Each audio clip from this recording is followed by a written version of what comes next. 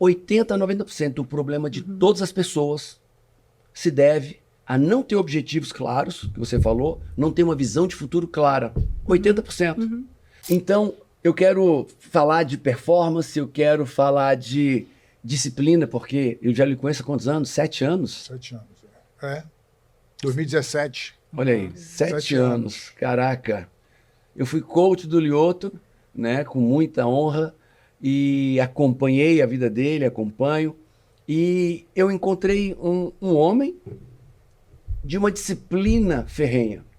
Uma disciplina, uma rotina. Quando a gente fala disciplina, fala de rotina. E eu queria trazer o tema hoje, se você concordar, falar de narrativas. Tudo trazer as narrativas por trás. Perfeito, Vambora, esse é perfeito. A gente diz, viu, Lyoto, que tudo na vida é narrativa. Se alguém vai matar outra pessoa, ele só mata se tiver o quê? Uma narrativa. Porque me ofendeu, porque me roubou, porque isso aqui, né? Quando alguém vai fazer uma coisa boa, eu vou a Camila foi para a África fazer um trabalho voluntário belíssimo na África. Tem uma narrativa, vou salvar aquelas pessoas, resgatar vidas lá. Tem uma narrativa.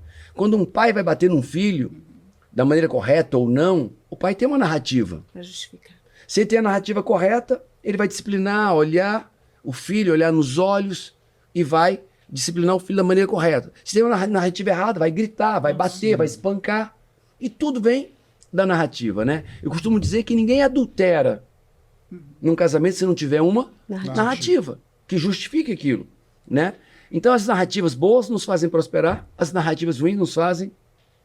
Olha, eu vou te perguntar, qual é a narrativa? E vocês são uma simbiose de um casal muito unido, aprenderam a ser unidos porque moraram na Califórnia, longe de tudo e de todos, só vocês e a família de vocês, então não tem como não se unir, né? Um dependendo exclusivamente do outro.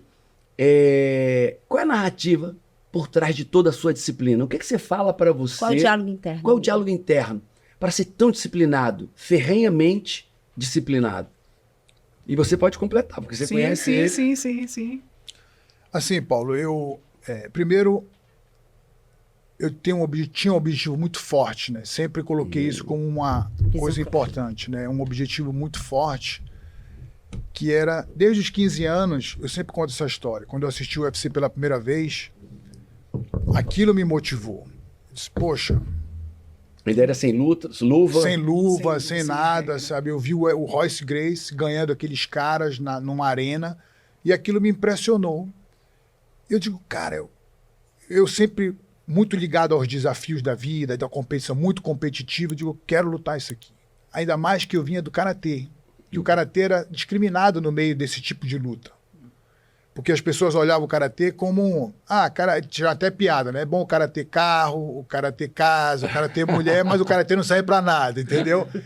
Então aquilo me instigava, né? Digo, poxa, eu quero... E é importante que eles saibam que seu pai é um karateca vindo do Japão. Vindo do Japão. Com uma arte, como é que chama? Com uma ciência do karatê, porque ele tem um nome. O mestre? Que é o mestre do karatê Matida. Não, ele veio com o mestre do karatê Shotokan. Depois do karatê Matida foi um advento nosso, né? A gente começou a desenvolver, que é uma metodologia. E aí, com 15 anos, eu coloquei aquele objetivo.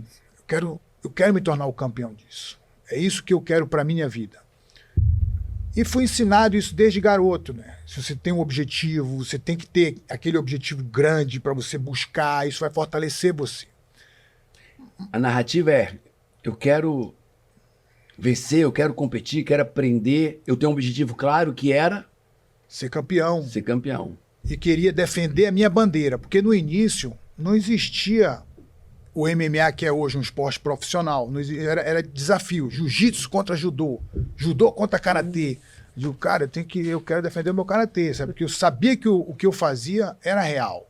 Apesar de a maioria não fazer dessa forma. A maioria dos karatecas não treinava desse jeito. Então, essa busca por ser campeão, isso me levava num direcionamento muito forte. Mas, na verdade, sabe, Paulo, eu acredito assim que a gente nasce com essa disciplina. né? Como é que a gente aprende, né? A gente aprende a andar, cai, levanta, então a gente nasce com isso. Só que eu acho Você que... teve um bom professor de disciplina, né? Sim, tive um bom professor, que é meu Eu pai. lembro umas histórias do Sim. professor da disciplina. Claro, né? Mas só que muita gente desaprende isso, né? Por um professor ruim. Eu tive um professor bom que me direcionou bem esse caminho. E continuei, né? Meu caminho de vitórias e derrotas. Vitórias e derrotas, eu nunca perdi nenhum round até ser campeão. Uau. Fui campeão invicto, né? Sem perder um round. Mas eu falo de derrotas... Não é nem luta, é round. Round. Uau. Eu tinha perdido um round, eu fiz 16-0. E... mas no caminho você tem empresário que rouba, você tem frustrações que acontecem, mas se você tem esse objetivo claro e forte, a disciplina continua. Não interessa para mim. Eu tenho isso determinado na minha mente. O que o Lioto está falando, gente, é uma coisa que quem acompanha, né, o Paulo, a mim, a gente sempre fala que 85% dos problemas das pessoas é porque elas não têm uma visão clara de futuro. Não tem isso. Elas não têm. Não tem. Aí as pessoas chegam, como é que eu venço a procrastinação? Só Como para é que deixar claro para quem não sabe, é uma teoria minha e eu vou provar. E eu tenho já tese para provar isso. É só fazer o estudo. 80% a 90% do problema de todas as pessoas se deve a não ter objetivos claros, que você falou, não ter uma visão de futuro clara. 80%. E eu faço isso no método CIS e eu falo assim, qual é o seu maior problema? Que na roda da vida, todas as áreas da vida, onde é que está seu maior problema? Tá. O segundo maior problema, a área pior, tá. Agora, vocês têm 10 segundos para me dizer qual é o objetivo que você tem pra que você tem para essas duas áreas. Se coçam. E eu disse, qual é o seu? Não, tipo assim, a pessoa tá com problema na área financeira, aí quando pode ser ok. E qual é a sua visão positiva de futuro Seu dessa área? objetivo. Seu objetivo claro. Eu quero ter dinheiro. Exatamente, é isso aí. Dinheiro, tem... 30 reais, estou aqui, 10 dólares. Toma um dólar, né? Isso. Então, você narrou a trajetória do que o Paulo fala da história das pessoas de sucesso. Eles têm uma visão clara, e essa visão clara, ela é o combustível diário, eu digo que é o combustível que queima, né? É o fogo queimando que faz com que todo dia acorde, que vença todo o desprazer, toda a zona de conforto, toda a preguiça, toda a procrastinação, porque você sabe o porquê de você vive, né? Então, você que está assistindo esse podcast, a primeira pergunta é, por que você acorda todo dia? Uau. Qual é o teu objetivo de vida que faz com que você acorde e seja melhor hoje do que foi ontem? E como o Lioto disse, e esse objetivo dê motivos para você ter persistência numa disciplina, numa rotina de excelência. Mas e aí? Aí eu continuei minha carreira, né, até me tornar campeão. Então eu tive muitos momentos difíceis, fui morar no Japão, como você falou, morei na Tailândia também. Teve que vencer a maior luta, que foi convencer teu pai que essa foi minha o pai não queria que ele fosse lutar. Essa foi meu primeiro momento de dificuldade, né? Porque meu pai é um educador. Então ele veio de uma arte marcial. E o seu mestre. Né? E o meu mestre. Então eu cheguei com meu pai e falei, pai, eu quero lutar MMA. Vale tudo na época, vale tudo. Vale tudo? Não, e ele como educador, vale tudo. Né? Vale tudo. Não, esse coisa vagabundo, sabe? Vem de uma árvore de karatê, de uma descendência Uma de karatê, uma filosofia, e o cara quer se meter numa briga.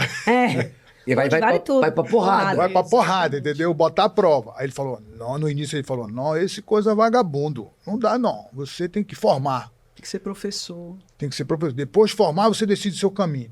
Mas eu não. Aí eu fui falar pra minha mãe. Minha mãe, muito ligada, né, religiosa, espiritual, ela falou assim, mas meu filho, eu mostrei os vídeos, né? O cara chutando a cara do outro. Gente, porque antigamente, hoje a gente vê o UFC, o Bellator, as pessoas lutam de luva, tem muita regra para a luta. Tem regra, tem juiz, tem médico que olha. Antigamente, antes dessa regulamentação, era sem pancadaria, luva, chutava a cabeça, tudo. Nuca. Puxava cabelo. Existe vale tudo, amigo? Não. Não, nem o nome mas não marca, Hoje né? em dia existe um evento similar que é sem luva, que é o bare knuckle. Que Voltou. chama. É o MMA sem luva. Que é o que hoje chama a atenção dos Quebra-mão, quebra-cara. Você pode pelo menos enfaixar a mão para lutar. Não, só o pulso. Já, tá entregue. Pode enfaixar o pulso. Cara, eu dei uma vez um murro num bandido, que nunca ninguém faça isso. Amigo, Dói. eu não sei se doía mais a facada que ele me deu nesse braço, que pegou um nervo, ou o murro que eu dei nele. Da mão, né? A mão. Cara, aqui rachou um ossinho aqui no meio. Cara, eu passei tempo sem poder fazer isso aqui. Eu não conseguia. Essa eu não conseguia dirigir. Porque eu não conseguia, porque tinha pego um nervo que pega aqui na mão, e o outro eu não conseguia fechar a mão. Eu dirigia meio que assim, ó. Cara, imagina lutar verdade. sem proteção, sem faixa pra segurar. Nada, sem nada. Hoje existe essa modalidade, né? Que tá Voltou, voltando. né? Tá voltando. Mas existem regras, só que sem luva. É. Né? E eu não sei nem onde é que eu parei. Onde é que Não, eu mas parei? voltou que aí seu pai disse Ah, que você sim. era vagabundo Aí e que minha você tinha mãe- que se formar, e é. a sua mãe mais espiritual entendeu um pouco. Foi. Aí quando eu mostrei, ela As falou, imagens. meu Deus, Jesus não ensinou isso, meu filho. Jesus ensinou que nós nos amássemos e não nos amassemos. Gente, só um detalhe, Mãe o pai é sendo japonês mãe. e a mãe é uma baiana. É uma baiana. Imagina, um mix de cultura. Mas aí depois que ele viu, né? Aí passou assim um mês, 2 meses, ele viu que eu queria aquilo, ele falou, meu filho, vem cá. Me chamou e falou, você quer saber? Você vai fazer o que você quer. Só se forme. Eu disse, por quê? Porque no final da vida, é você que vai ser feliz ou triste. Eu não quero me meter na sua vida. A vida é sua. Entendeu? Você escolhe o seu caminho. Eu só estou aqui para apoiar você. Uau. E foi o que ele fez. E aí, a busca sempre continuou. E assim, depois que eu fui campeão, né, foi aquela conquista, aí perdi o cinturão, aí lutei mais umas 2, 3 vezes pelo cinturão de novo, né? Tive a chance de lutar. Gente, olha aqui essa imagem, ó. Olha essa imagem para você ver do que o Lyoto tá falando. Tá vendo aí? E aí você diz assim, caraca, que imagem é essa? Isso é o que o Lyoto vivia e vive hoje. Não hoje, tá aposentado, mas essa é a história de vida dele. Japão, Indonésia, Tailândia. Tailândia. Japão, Tailândia, o mundo, né? Sim. O mundo. E é como eu falei, né? E depois que eu perdi o cinturão, a busca continuou.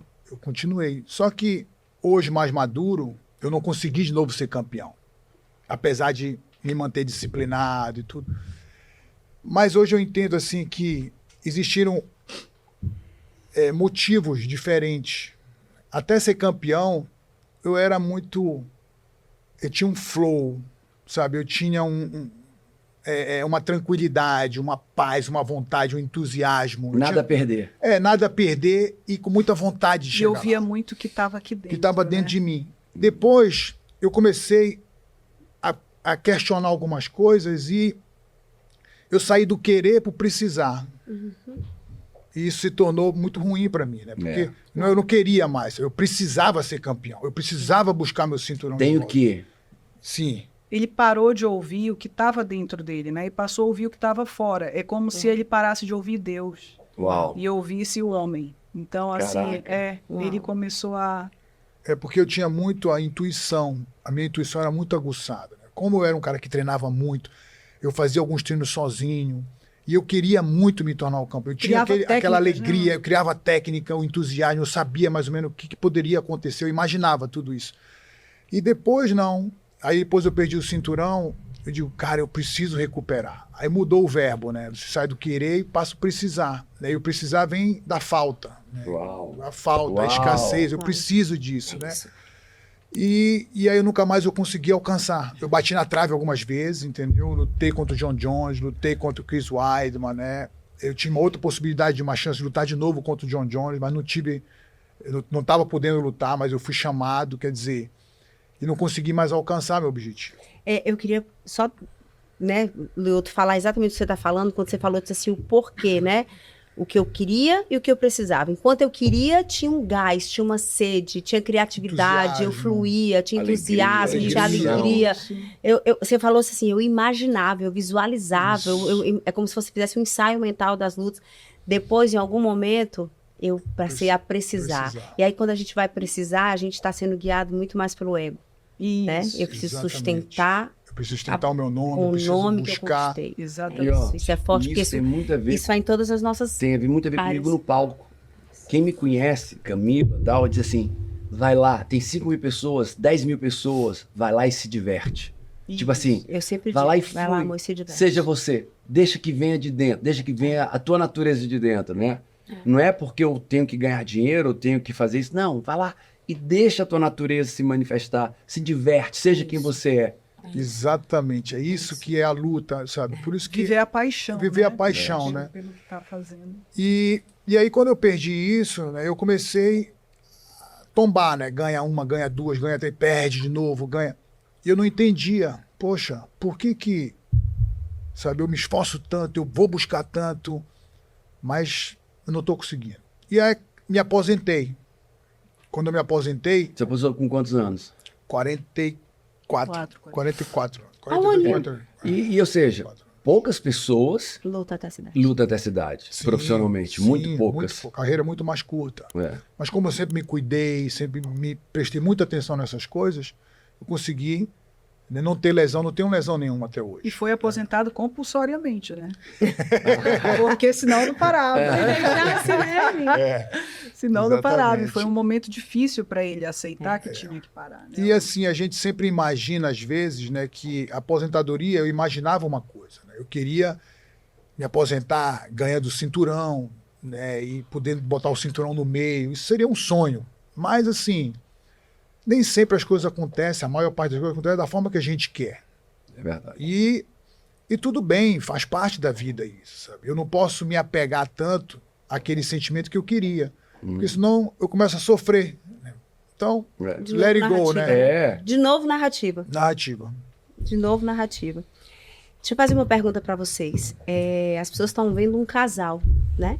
Tem um lutador, o cara que marcou uma história numa geração, que é exemplo para futuras gerações olham para o Lyoto, principalmente os karatecas, né? Assim, aonde a gente caminha, se fala de karatê, se fala no Lyoto, o olhinho brilha, né? Assim, uau, uma lenda, né?